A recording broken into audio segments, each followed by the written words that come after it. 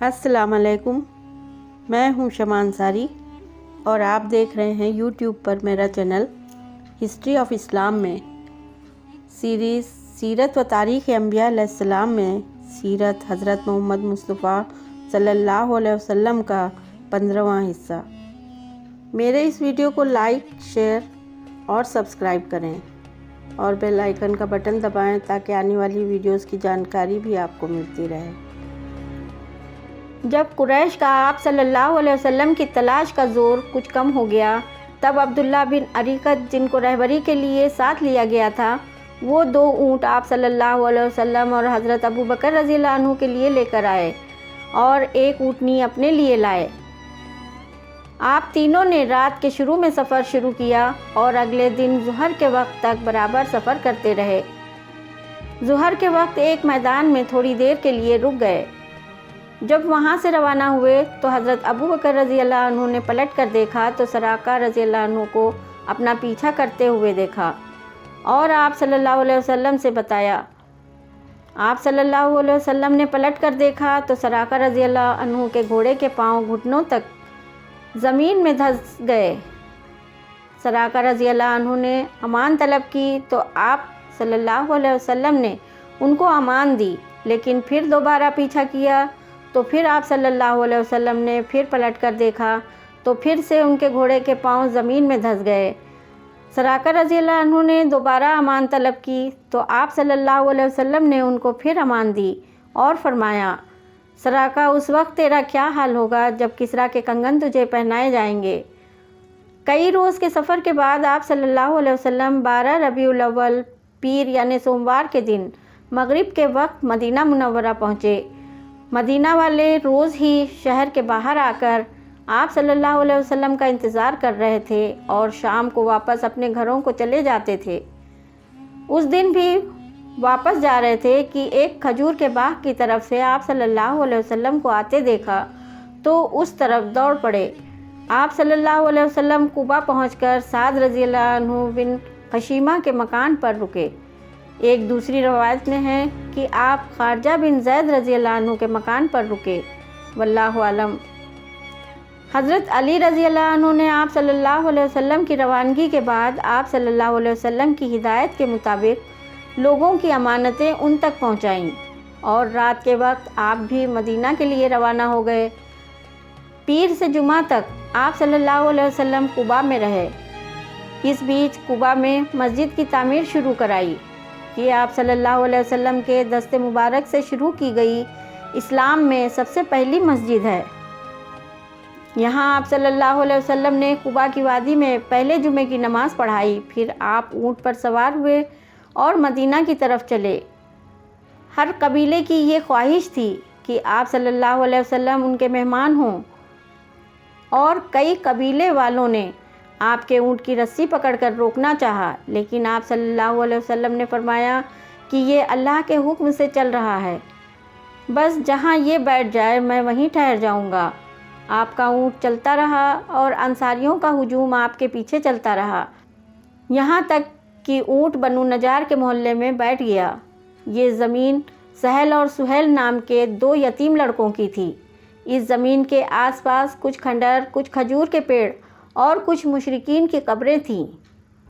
جب آپ صلی اللہ علیہ وسلم اونٹ سے اترے تو حضرت ایوب انصاری رضی اللہ عنہ دوڑتے ہوئے آئے اور عرض کیا، یا رسول اللہ صلی اللہ علیہ وسلم، اللہ نے یہ سعادت میرے نصیب میں لکھی ہے کہ آپ میرے مہمان ہوں، کیونکہ اس باڑے سے قریب تر میرا مکان ہے۔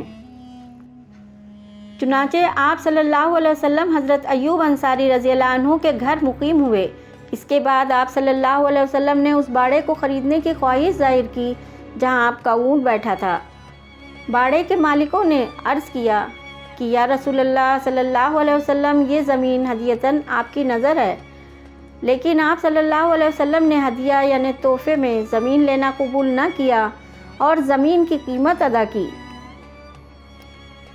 اس کے بعد آپ صلی اللہ علیہ وسلم نے مشرکوں کی قبروں، کھجور کے پیڑوں اور کھنڈیروں کو صاف کرنے کا حکم دیا اور مسجد نبوی کی تعمیر شروع کروائی۔ آپ صلی اللہ علیہ وسلم خود تعمیر کے کام میں شریک ہوئے۔ انصار اور مہاجرین رضی اللہ عنہ بھی مسجد کے کام میں مصروف ہو گئے۔ مسجد کی دیواریں پتھر کے ٹکڑوں سے اور چھت کھجور کی لکڑی اور پتوں سے پاٹی گئی۔ اس کے بعد آپ صلی اللہ علیہ وسلم نے یہودیوں سے ایک معاہدہ کیا اور ایک عہد نامہ لکھ کر دے دیا، جس میں انصار و مہاجرین اور یہود کے حقوق کی شرطیں لکھی گئیں۔ عبداللہ بن اریکت مدینہ سے مکہ واپس ہوئے اور عبداللہ بن ابو بکر کو آپ صلی اللہ علیہ وسلم اور حضرت ابو بکر رضی اللہ عنہ کے بخیریت مدینہ پہنچنے کی اطلاع دی۔ اس خبر کے بعد عبداللہ بن ابو بکر رضی اللہ عنہ، حضرت عائشہ رضی اللہ عنہ، اپنی ماں حضرت ام رومان رضی اللہ عنہ اور حضرت طلحہ بن زبیر رضی اللہ عنہ کو ساتھ لے کر مدینہ پہنچے۔ آپ صلی اللہ علیہ وسلم نے حضرت عائشہ رضی اللہ عنہ کے ساتھ عقد کیا اور حضرت ابو بکر رضی اللہ عنہ کے مکان میں خلوت فرمائی۔ اس کے بعد آپ صلی اللہ علیہ وسلم کے حکم سے حضرت رافع رضی اللہ عنہ مکہ تشریف لے گئے اور ام المومنین حضرت سودا رضی اللہ عنہ اور آپ صلی اللہ علیہ وسلم کی صاحبزادیوں کو مدینہ لے کر آئے۔ اس کے بعد اللہ کے حکم سے آپ صلی اللہ علیہ وسلم نے انصار اور مہاجرین میں بھائی چارہ قائم کروایا اور آپس میں رشتہ داریاں کروائیں۔ جب آپ صلی اللہ علیہ وسلم کو مدینہ میں سب طرف سے اطمینان حاصل ہو گیا، اس وقت زکوٰۃ فرض کی گئی اور مقیم کی نماز 4 رکعت فرض کی گئی، جبکہ نماز تو مکہ ہی میں فرض ہوئی تھی، لیکن مغرب کے وقت تو 3 رکعت ہی پڑھی جاتی تھی، لیکن باقی ظہر، عصر اور عشاء میں 2 ہی رکعت تھیں، جو اب 2 کی جگہ 4 رکعت فرض کی گئیں۔ جب نمازوں کا وقت اور رکعت مقرر ہو گئے، تب آپ صلی اللہ علیہ وسلم کو خیال پیدا ہوا کہ کوئی علامت ایسی ہونی چاہیے جس سے مسلمان نماز کے وقت مسجد میں جمع ہو جایا کریں۔ پہلے سوچا گیا کہ یہودیوں کی طرح بھوک یعنی آواز نکالنے کا ایک آلہ بجایا جائے، پھر سوچا گیا کہ ایک ناقوس شنکھ نما بجانے کی چیز رکھا جائے اور نماز کے وقت بجا دیا جائے، لیکن یہ رائے بھی آپ صلی اللہ علیہ وسلم کو پسند نہیں آئی۔ اسی رات کو حضرت عبداللہ بن زید رضی اللہ عنہ نے خواب دیکھا کہ سبز یعنی ہرے رنگ کے کپڑے پہنے ہوئے ایک شخص ناقوس لیے ہوئے گزرا۔ عبداللہ بن زید رضی اللہ عنہ نے اس سے پوچھا کہ کیا یہ ناقوس بیچو گے؟ اس نے آپ سے پوچھا کہ تم اس کا کیا کرو گے؟ آپ نے فرمایا کہ اس کو مسجد میں رکھ دوں گا اور نماز کے وقت نمازیوں کو بلانے کے لیے بجایا کروں گا۔ اس شخص نے کہا کہ میں تم کو نماز کے لیے بلانے کے واسطے اس سے اچھی تدبیر بتائے دیتا ہوں۔ یہ کہہ کر اس نے آپ کو اذان کے کلمات بتائے۔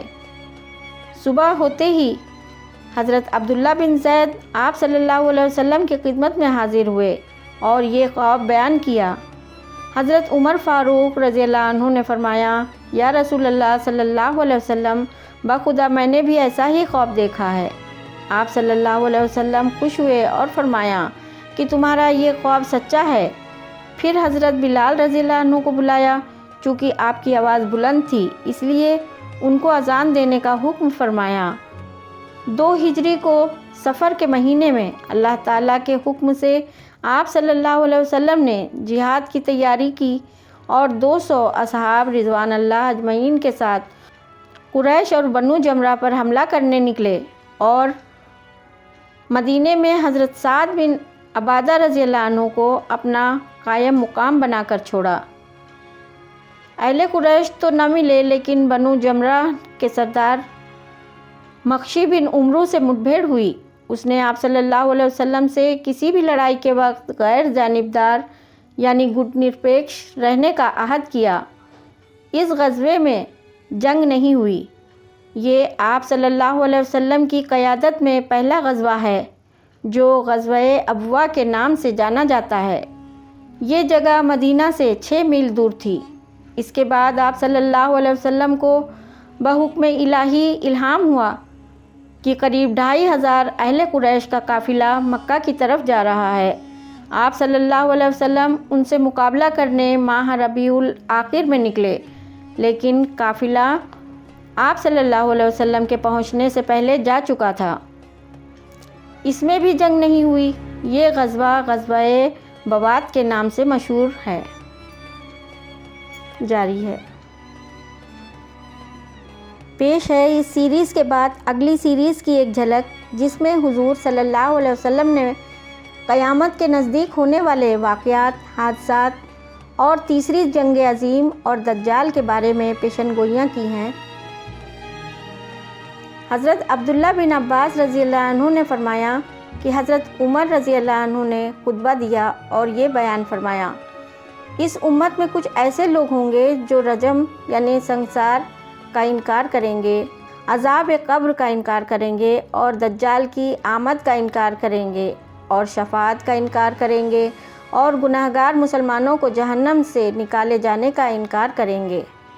اس کے بعد ہر ایپیسوڈ کے بعد میری اگلی سیریز تیسری جنگ عظیم اور دجال سے آپ کو ایک جھلک ملتی رہے گی۔